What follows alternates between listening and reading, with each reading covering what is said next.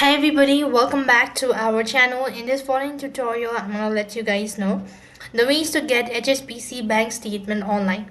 To get the HSBC bank statement online, you just have to follow the simple steps.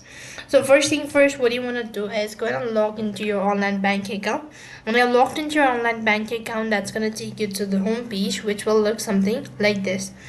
Now while you're on this page, what next you want to do is click on view statement. As you click on view statement, you can see the services option at the top. Go ahead and press on it. Once again, go ahead and click on view statement, and here you should be able to find this option, that is tap on the three dot icon and click on view statement one more time.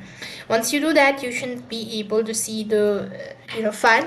So here you could go ahead and filter it out by day, month, and year, and this way you should be able to get the HSBC bank statement online. That's all for this video. I hope the video was helpful. Make sure to like, share, and subscribe to our channel.